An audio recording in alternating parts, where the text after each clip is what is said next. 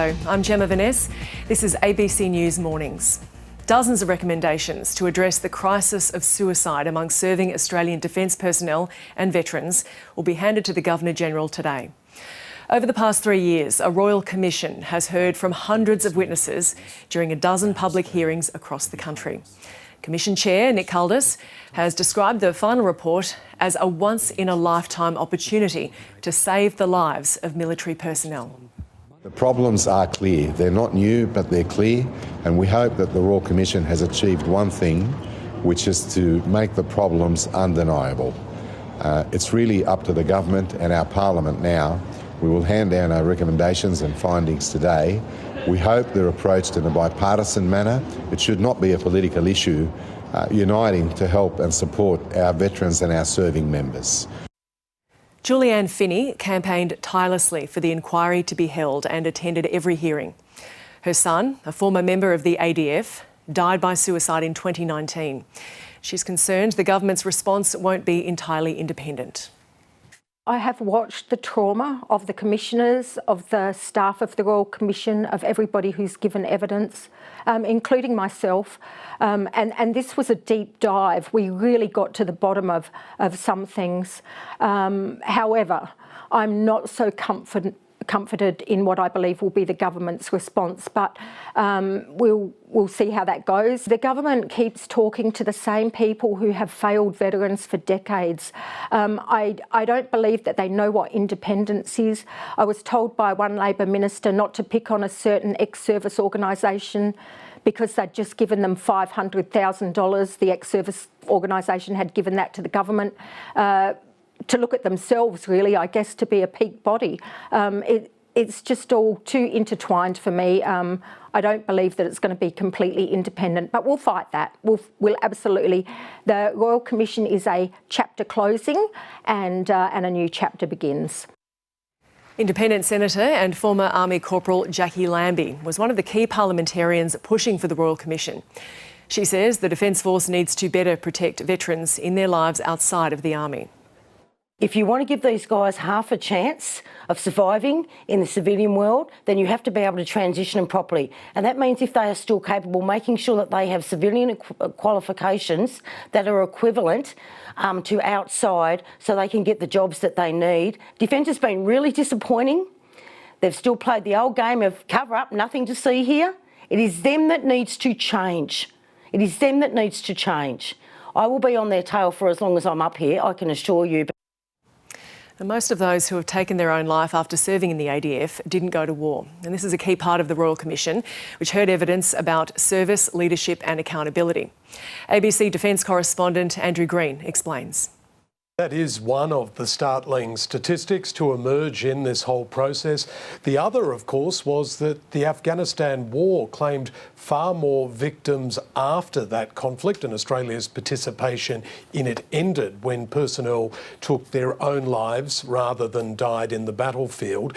So this Royal Commission did look at those things, those stark statistics. It looked at some of the military justice system causes. So where things were simply just unfair for many military personnel and they felt that they weren't receiving the proper leadership and guidance, the structures that fell apart for many years.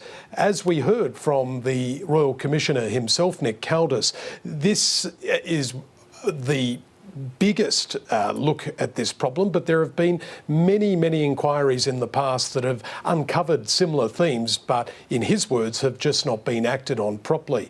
There was some resistance before coming to the decision to launch a Royal Commission. The Morrison government was certainly not keen to do that, but was eventually persuaded to do so. The then Labor opposition joined those calls eventually for a Royal Commission. And now, after 3 years, we do have an exhaustive look at the problems, and we will today start to get an idea of some of those recommendations to fix the problem.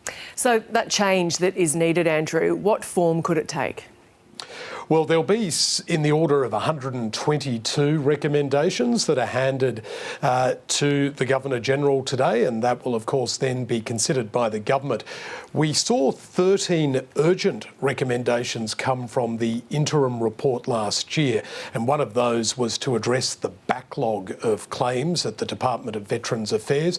Many of the veterans and families have talked about this crippling process of being trapped in paperwork when applying to DVA for compensation, and that process in itself has added trauma onto experiences already gained from being in the military, and in many cases that has led personnel to end their own lives. So really tragic evidence has emerged of that over the past 3 years, and there's already been some work done to address that. Today we'll also see a recommendation for a new body to be set up to monitor this problem on an ongoing basis and to report publicly. So that's something new in the 122, but we won't know the full form of those until later this afternoon when the Defence Minister tables those volumes from the Royal Commission in Parliament. Andrew, what did the Royal Commission hear about how our servicemen and women who have died by suicide are recognised by the ADF and how they should be? Yeah, there was a bit on that in the hearings. It did talk about needing to do more to recognise what the form of service a lot of our military personnel have undertaken. Of course, not everyone sees combat, and there are discrepancies in various military careers, but there was certainly a recognition that the ADF needed to do more to properly recognise what men and women of the ADF had been doing, and to have those proper support structures once they transition into civilian life. What are your thoughts as to how people will be feeling today? Obviously, this is going to be a very difficult day for many people, as have all of those 12 public hearings that have taken part over the past 3 years. Hearing the evidence is quite confronting. It's something that the Royal Commission itself has been very conscious of and has provided plenty of support. The two women that you mentioned, of course, are here today for this historic handing over of that final report from the Royal Commission, 3 Royal Commissioners who have been tasked with going through almost 6,000 submissions. So Julianne Finney, she was the leading voice to set up this Royal Commission. She was very public in her stoush with the then Prime Minister Scott Morrison, but she pushed for this. Now her new battle, as she puts it, is to ensure that the new government that is receiving these recommendations delivers on exactly what has been recommended. If you or someone you know is experiencing distress, please contact Lifeline on 13 11 14. Veterans and families can contact Open Arms on 1800 011 046. And if you need information or support, you can contact Beyond Blue on 1300 22 4636.